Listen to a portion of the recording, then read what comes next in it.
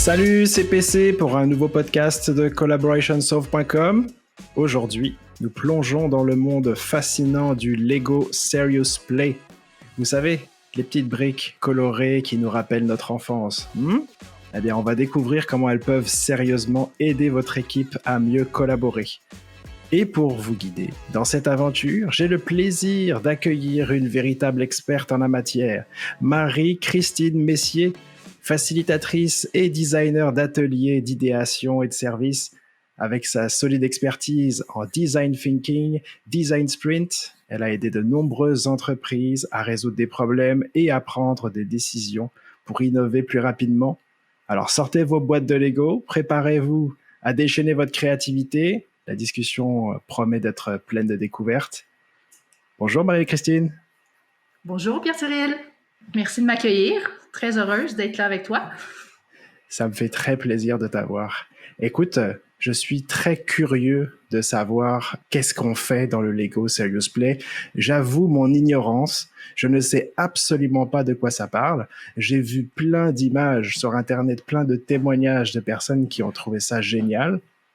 Et je me demande de manière très naïve à quoi ça peut bien servir le Lego Serious Play. Alors, essentiellement, Lego Serious Play, ce que c'est une façon différente de penser et d'avoir une conversation entre personnes, entre un groupe. C'est de transposer nos pensées, nos actions, nos opinions en modèle 3D pour après ça avoir un échange constructif autour des modèles qui vont avoir été développés par les différents participants.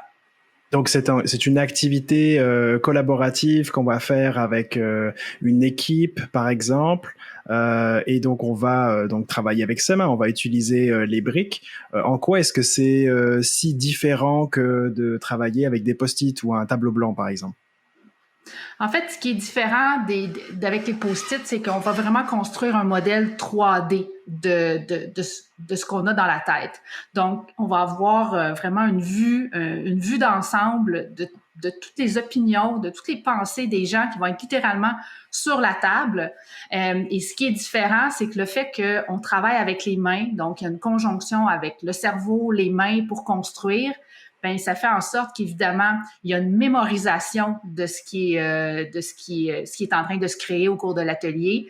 La réflexion aussi, elle est beaucoup plus profonde. À mon avis, je fais les deux types d'ateliers et je me rends compte que les discussions vont un petit peu plus dans la profondeur, dans l'intimité aussi, je dirais. Les gens se censurent beaucoup moins lorsque je leur demande de monter un modèle 3D avec des questions bien particulières que plutôt que de simplement écrire sur des post-it. Et là, évidemment, je suis pas en train de dénigrer du tout les ateliers avec des post-it. C'est juste une façon différente d'aborder des problématiques, des discussions peut-être qui peuvent être plus difficiles. Le fait d'utiliser les blocs Lego, ben c'est quelque chose qui aide justement là, à la communication, au partage d'idées, à la pensée créative, puis aussi à l'engagement, à la participation, parce qu'on s'entend, là, les gens sont très, très participatifs et très engagés dans un atelier Lego Serious Play. Toi, dans la pratique, dans l'expérimentation que tu en as fait, quel type de défis collectifs tu vois qui sont plus adaptés à travailler en Lego Serious Play? En fait, je te dirais que il y a pas mal tout peut se faire avec Lego Serious Play. Ça dépend juste du résultat qu'on souhaite avoir. Évidemment, si on souhaite avoir quelque chose de très concret, par exemple un parcours client ou un prototype bien défini, c'est certain que Lego Serious Play est peut-être pas la bonne méthode. Par contre, si on veut faire réfléchir les gens, exemple au niveau organisationnel, que ce soit développer une stratégie ou développer une vision ou réviser une vision ou que ce soit d'élaborer peut-être différents scénarios de gestion de changement, attaquer des défis, des enjeux d'affaires, que ce soit aussi l'engagement des employés, donc le fameux team building, la gestion de changement, la façon dont on prend des décisions. Tout ça, Lego Serious Play peut vraiment venir aider à résoudre ou à au moins avoir une discussion par rapport à ces sujets-là, puis de trouver des pistes de solutions. En quoi est-ce que l'utilisation de cet objet physique-là va avoir une plus-value sur le résultat de la décision? en utilisant les blocs Lego, ça, ben, c'est aussi une pensée qui est non conventionnelle. On n'est pas habitué de penser avec un modèle. On est habitué de penser avec un post-it, avec des PowerPoint, avec un fichier Excel, mais de penser avec un modèle 3D qu'on a construit, c'est autre chose. Ça leur permet justement de sortir des sentiers battus puis d'essayer autre chose au niveau de leur réflexion. Puis l'autre chose, ben moi, ce que je remarque, c'est qu'au niveau de la collaboration et des communications, il y a une efficacité en raison du processus qu'on doit respecter dans le cadre d'un atelier de Lego Serious Play. Tout le monde construit, tout le monde partage, et évidemment, il y a un grand partage par la suite pour essayer de faire ressortir les éléments qu'on a entendus de chacun des modèles. Donc, intrinsèquement, là, ce processus-là de Lego Serious Play, c'est sûr qu'il favorise la communication puis la collaboration. Puis en plus, c'est visuel. On va dire ça vient bousculer un petit peu une convention où on se dit qu'il faut qu'on soit assis autour d'une table puis qu'on discute, qu'on ait une argumentation, qu'on ait des faits précis, tangibles pour pouvoir prendre une décision. Puis là, dans cette pratique-là, on va se baser aussi sur de l'imaginaire, finalement. Oui, absolument. C'est vraiment de transposer ce que les gens, comme je le disais tantôt, transposer ce que les gens ont dans la tête en quelque chose de très concret en modèle 3D. Et c'est surprenant à quel point c'est puissant. Et les gens sont surpris eux-mêmes lorsqu'ils sont des participants dans les ateliers. Ils disent « Je pensais jamais qu'on était pour aller aussi loin que ça dans nos conversations avec des Legos. » Les gens, certaines personnes, souvent, je les vois, là.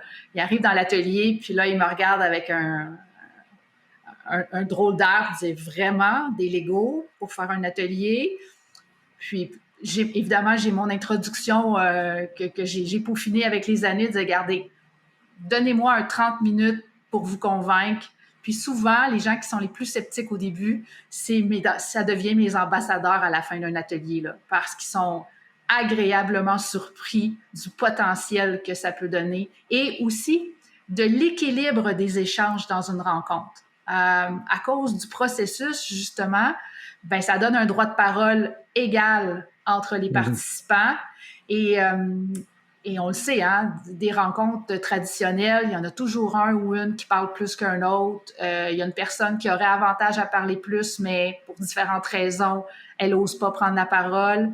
Mais avec Lego Serious Play, tout le monde participe de façon égale. Donc, c'est à ce niveau-là, on entend la voix de tout le monde et on la voit avec des modèles 3D en plus. L'utilisation d'un médium physique comme ça, que la plupart du temps, les personnes ont quand même eu la chance d'essayer avant, doit permettre aussi de passer certaines barrières de la communication, barrières de langue. Que je fasse un modèle, que je parle en anglais ou que je parle en français, le modèle va traduire ma pensée, peu importe comment je m'exprime. C'est finalement un processus assez inclusif en termes de collaboration.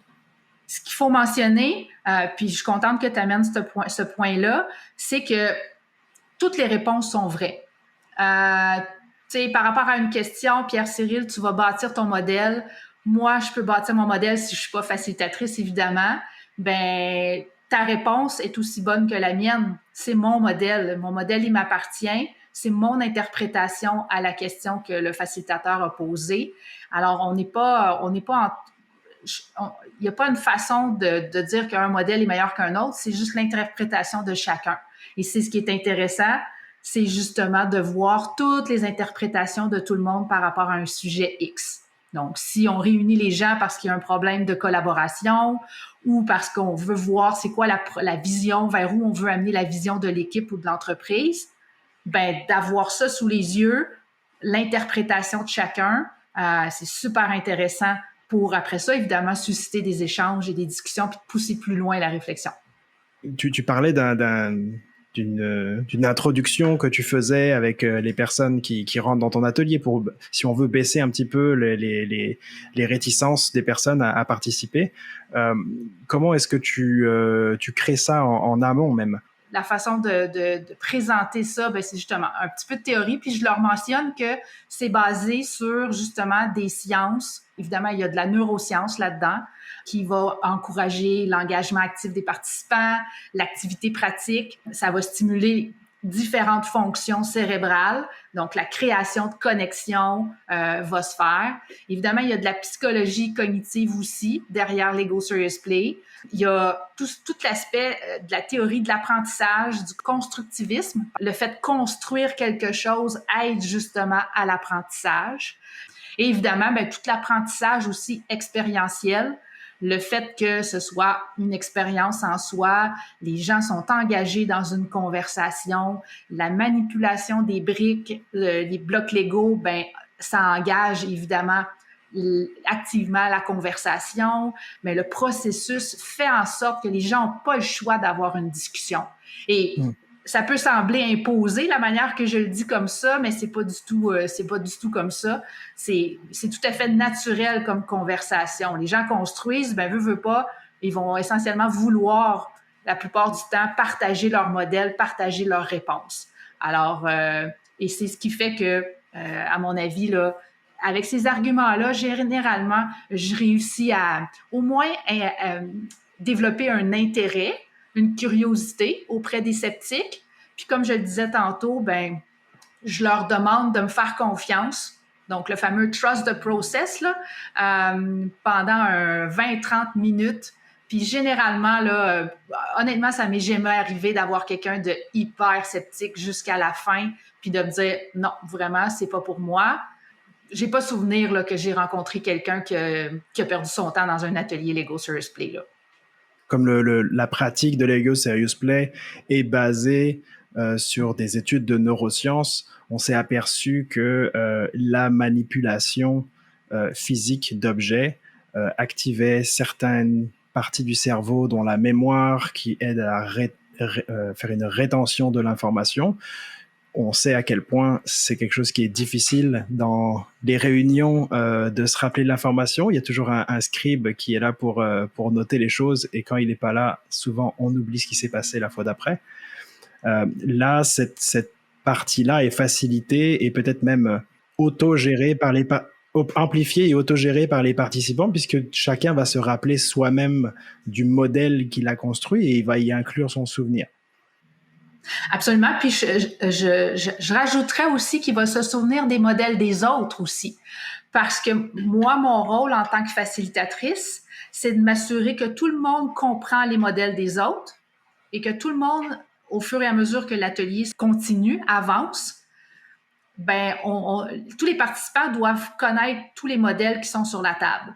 L'objectif, c'est de sortir les différents points clés de la discussion qu'on est en train d'avoir. Donc, souvent, je vais pointer un modèle et je vais demander à quelqu'un d'autre que celui qui a construit le modèle de me dire à quoi représente ce modèle. Et à la fin de la journée, là, tout le monde est capable de nommer les modèles de tout le monde. C'est vraiment impressionnant. Alors que si j'avais des post-it, oui, je pourrais mettre... c'est sûr que les gens peuvent lire les post-it, mais je suis certaine que dans le temps, les gens...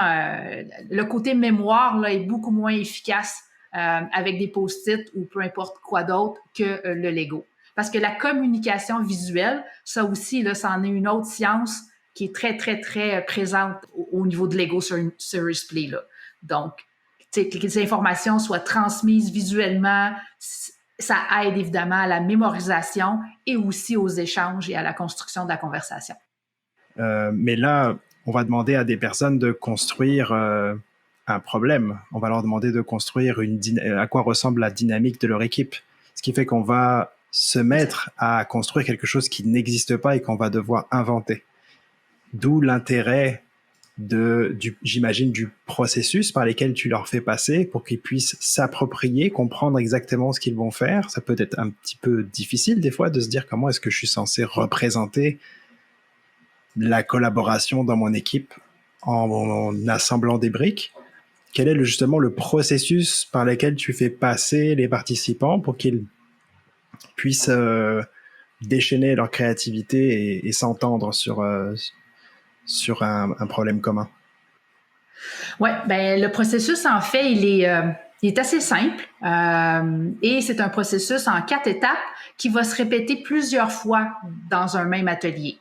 Donc, les 4 étapes du processus sont les suivantes. 1, il va y avoir une question qui va être posée. Alors, cette question-là va être posée par le facilitateur. la formulation des questions est la clé du succès d'un atelier Lego Serious Play. Donc, si, par exemple, comme tu me mentionnais, il y a un groupe qui se réunit pour discuter peut-être d'enjeux de collaboration au sein de leur équipe, mais c'est certain que moi, je vais travailler une série de questions en lien avec la collaboration, et c'est ça qui va commencer à faire le cœur de la structure de l'atelier que les participants vont vivre. Donc, voilà, première étape du processus, c'est de poser une première question. Et là, les participants, leur travail, en fait, c'est de bâtir la réponse à la question qui est posée. Alors, il n'y a pas de post-it qui est utilisé ou quoi que ce soit. Ils doivent utiliser les Legos qui sont mis à leur disposition pour bâtir en 3D leur réponse, leur interprétation à la question. On va leur donner un temps X pour bâtir. Et une fois que tout le monde a terminé de bâtir leur modèle, on va passer une personne après l'autre et ils vont partager leur modèle.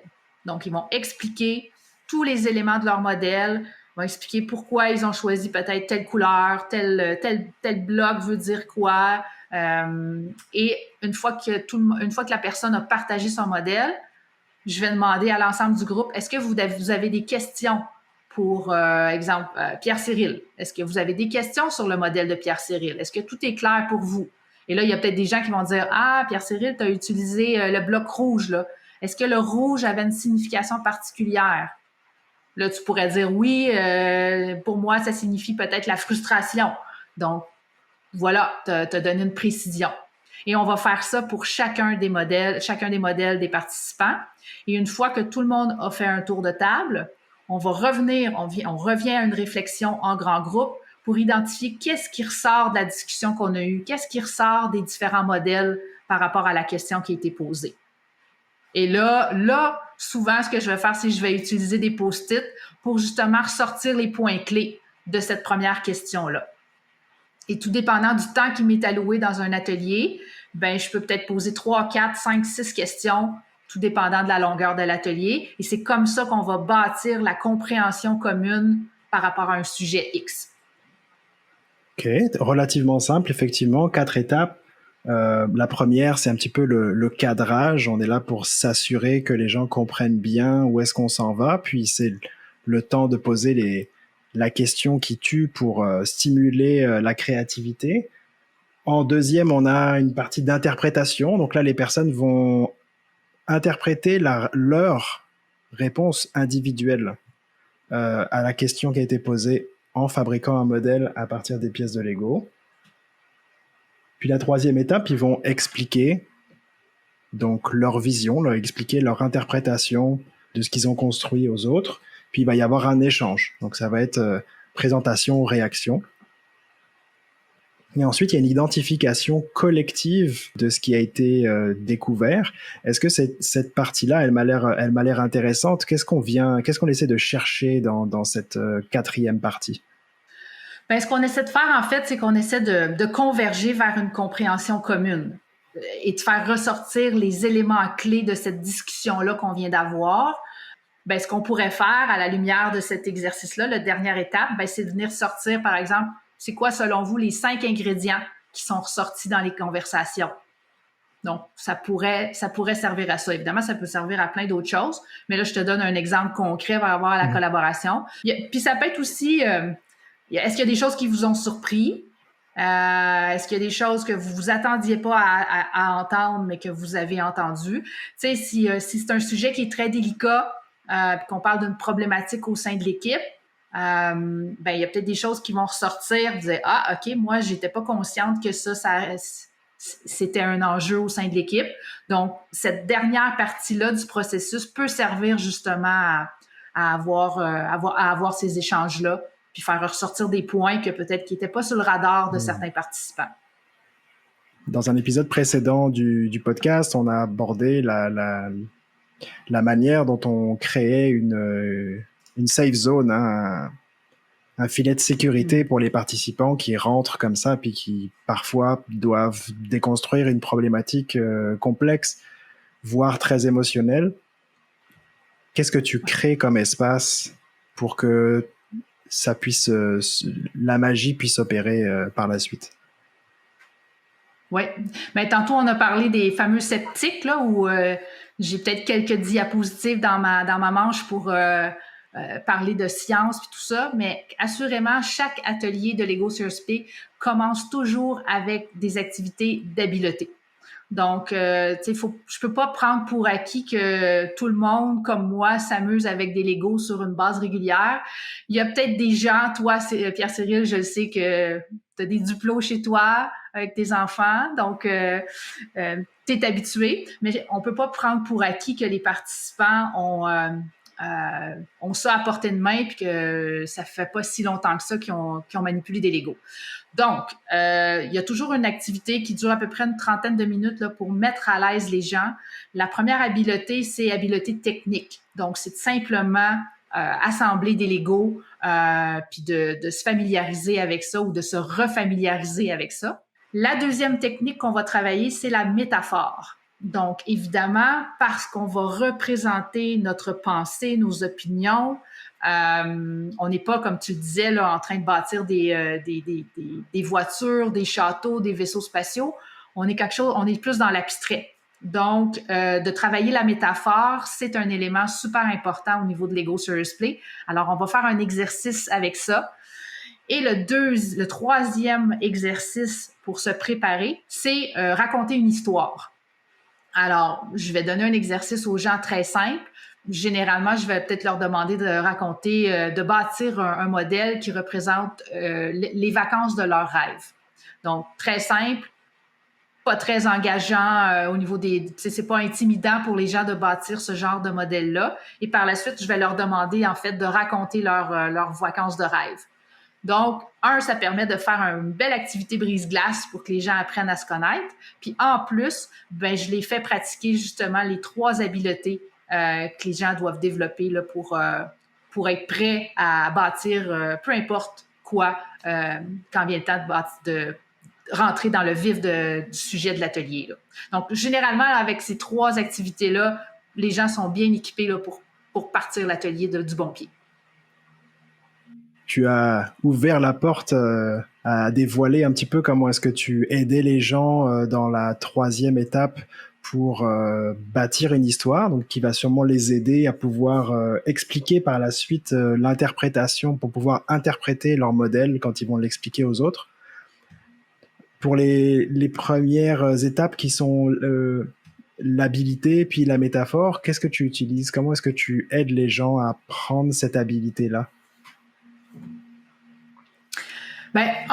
Première chose que je vais faire, c'est que je vais sortir un bloc. Disons que je prends un bloc Lego blanc. Puis je vais demander aux gens qu'est-ce que ça peut signifier, autre que c'est un bloc Lego blanc.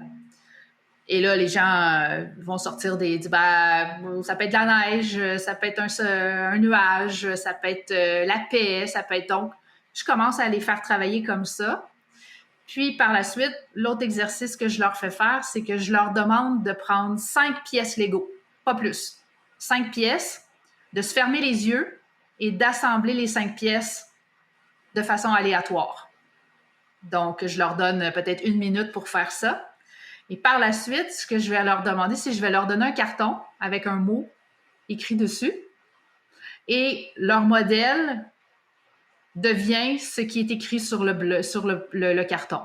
Donc, par exemple, disons que tu as construit ton modèle, Pierre-Cyril, et sur le carton, ça va être marqué « Mon meilleur ami ».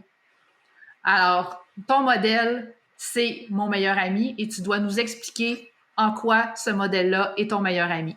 Donc, je les ferai pratiquer la métaphore de cette façon-là. Alors, c'est très drôle. Les gens sont un peu désarçonnés, mais ça devient très, très comique. Là. Il y a rien de sérieux, on s'entend. Puis, c'est tout à fait vrai. Je veux dire, ce que tu as créé, c'est ton meilleur ami. Absolument, on te croit. Ça représente ton meilleur ami. Et après ça, tout le monde applaudit. Puis c'est comme ça qu'on bâtit la confiance là, au niveau d'utiliser la métaphore. Et c'est surprenant. Hein? Les gens embarquent dans le concept de métaphore là, très, très, très rapidement. Puis même que, tu sais, entre participants, quand ils viennent pour expliquer leur modèle, quand on est rendu dans le vif du sujet de l'atelier, des fois, j'entends des commentaires qui disent « Aïe, aïe, c'est vraiment intéressant cette métaphore-là, j'avais pas pensé à ça. » Et dans les questions suivantes, ben des fois, il y a du copier-coller, là. Il y a des gens qui réutilisent certaines choses et c'est parfait. C'est exactement ça qu'il faut qu'ils se produisent. Donc, et là, ça embarque. Et voilà, c'est ça qui est intéressant. J'ai l'impression que ça permettrait à des personnes qui se disent ne pas être créatives de l'être quand même. Oui, puis en fait, j'ai pas fait une étude scientifique là-dessus, mais les gens, souvent il y a des gens qui me disent ah je suis pas créatif, je suis pas créative, et souvent c'est les gens qui sortent des modèles super intéressants. C'est pas nécessairement ceux qui ont des habiletés à monter des modèles Star Wars ou Harry Potter qui sont les meilleurs dans Lego Serious Play. C'est souvent ceux justement que ça fait super longtemps qu'ils n'ont pas joué avec les Lego et là la créativité embarque. Tout comme les enfants. Les enfants n'ont pas toujours un modèle sous les yeux à bâtir. Ils se montent un modèle imaginaire. Puis c'est juste fascinant de voir qu'est-ce qui se passe dans la tête puis comment ça se transpose dans un modèle 3D. Moi, à chaque fois que je facilite un atelier, je suis toujours impressionnée par ce qui ressort de chez les participants. C'est vraiment fascinant. Le fait même que nos moyens soient réduits au minimum, par exemple, dans la première étape, tu leur donnes seulement 5 briques, ils n'ont pas le choix d'être créatifs dans leur métaphore, puisque c'est très limité en termes de possibilités d'assemblage. Souvent, on me pose la question, quand je facilite un atelier, est-ce que je limite les gens à la quantité de Lego à utiliser dans le corps de l'atelier? Et ma réponse, c'est non. Le seul moment où je limite les gens, c'est à l'exercice de métaphore au tout début. Puis c'est ça, au niveau créativité, ben c'est ça, le fait d'avoir plein de couleurs, plein de formes, plein de connexions possibles, et là, le cerveau embarque. Puis souvent, j'ai des gens, tu sais, qui vont me dire « Ah, ben je sais pas quoi faire. » Puis la seule chose que je leur donne comme consigne, c'est « Mets-toi les mains dans la soupe de Lego, puis fais juste assembler des blocs ensemble, puis tu vas voir, ton idée va se construire. » Les gens me regardent, puis ils font « Hein?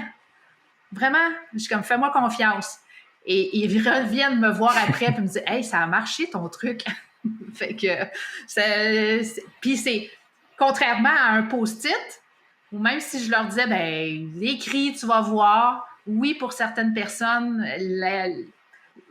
l'inspiration va venir, mais c'est peut-être plus difficile au niveau de l'écriture, tandis que de commencer à construire des blocs Lego, tu sais pas trop qu'est-ce que tu es en train de construire, mais tu es en train de construire quelque chose, puis tu vas faire du sens avec ça éventuellement. L'écriture, c'est un peu différent, mais c'est ça. Ce petit truc-là, il fonctionne généralement pour ceux qui sont peut-être en panne d'inspiration pour quelques instants. Puis là, j'aimerais qu'on puisse aller donner un petit bonbon aux personnes qui nous écoutent.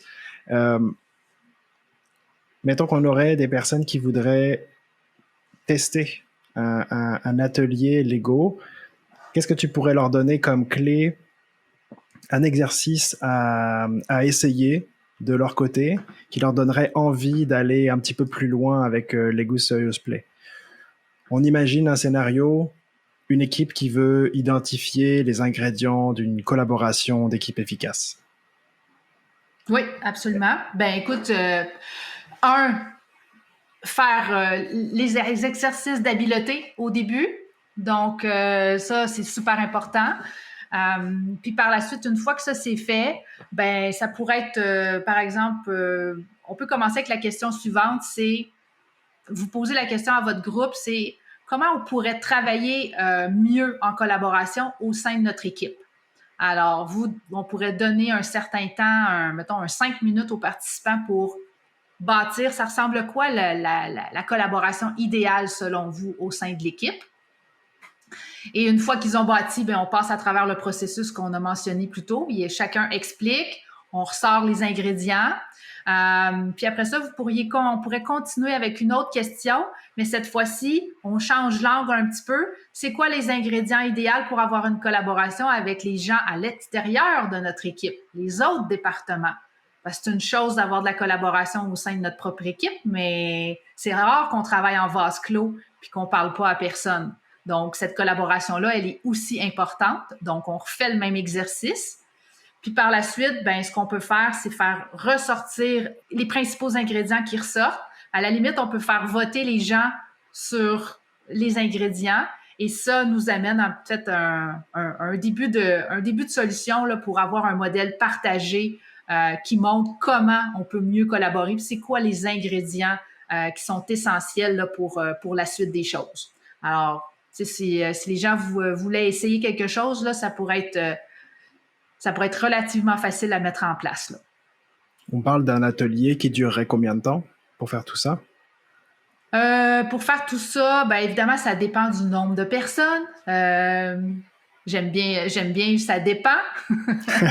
Mais à mon avis, peut-être en 1h30, là, vous êtes capable d'avoir quelque chose qui a du sens. Là. Évidemment, à 1h30, vous n'avez peut-être pas le temps d'aller dans profondeur au niveau des conversations, mais au moins, il serait capable de faire ressortir les ingrédients principaux. Là. Avec la structure que tu viens de proposer, en 1h30, tu recommanderais un groupe de combien de personnes? Généralement, j'irai entre 5-6 personnes. Habituellement, est-ce que le manager, gestionnaire, il vient aussi faire du Lego ou il envoie ses employés puis il s'en va? Non, moi, je veux l'avoir dans la rencontre. Oui. Moi, je suis pour que les gestionnaires se mettent les mains dans la pâte et participent aux échanges. Pour moi, c'est essentiel que la gestion entende les conversations qu'il y a, que cette personne-là aussi partage son point de vue aussi de ce qu'elle observe, ce qu'elle entend, ce qu'elle voit, puis qu'il y ait justement une saine, si on veut travailler la saine collaboration, il faut que tous les joueurs clés soient là, à mon avis. Autrement, j'ai l'impression que le niveau de confiance peut-être est plus ou moins là, si c'est le cas. Puis, je te dirais, l'autre ingrédient clé pour ça, c'est que c'est pas le manager ou le gestionnaire qui anime la rencontre, c'est quelqu'un de neutre. Ça aussi, ça fait une grosse différence au niveau des conversations parce que les participants vont voir qu'il y a de la place justement pour avoir une zone sécuritaire pour discuter. Parce que moi, en tant que facilitatrice, je suis neutre. J'ai pas un parti pris par rapport à un sujet X. Moi, je maîtrise le processus de collaboration et non pas le contenu de ce qui va être discuté. Donc, ça aussi, ça fait une grosse différence par rapport à ça.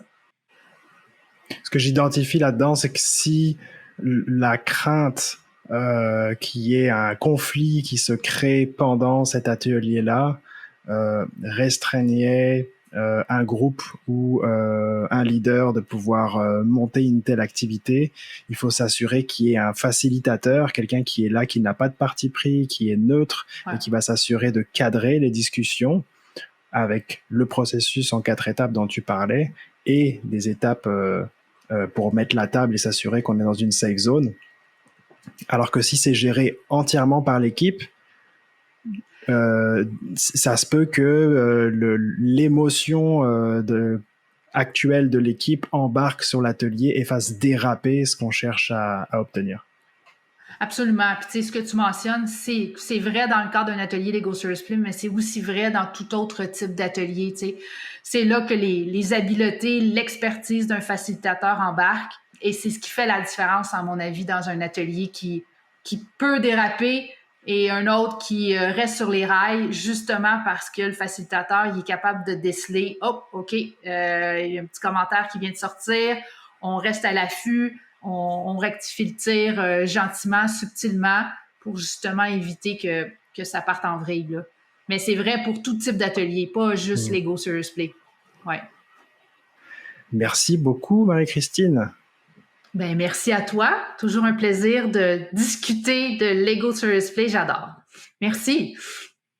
Tu avais des cadeaux, je crois. Qu'est-ce que tu vas nous donner en plus de ton atelier que on peut do it yourself là, qu'on peut faire chez nous. Tu avais du matériel, je pense que tu voulais partager aux auditeurs.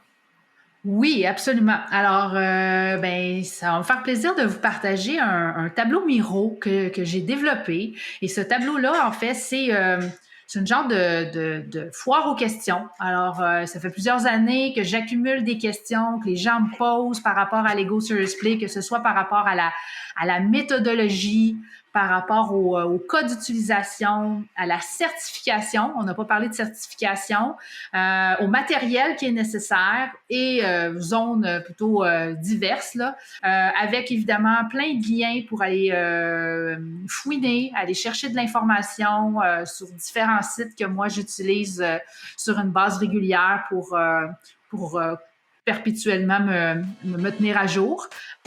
Et voilà, c'est tout pour aujourd'hui. Merci beaucoup Marie-Christine pour ton partage sur Lego Serious Play. J'espère te revoir bientôt pour un nouvel épisode. Merci encore. Et toi qui nous écoutes, je t'attends sur collaborationsolved.com pour te partager des solutions concrètes qui changent la collaboration dans ton milieu de travail. Allez, des bisous.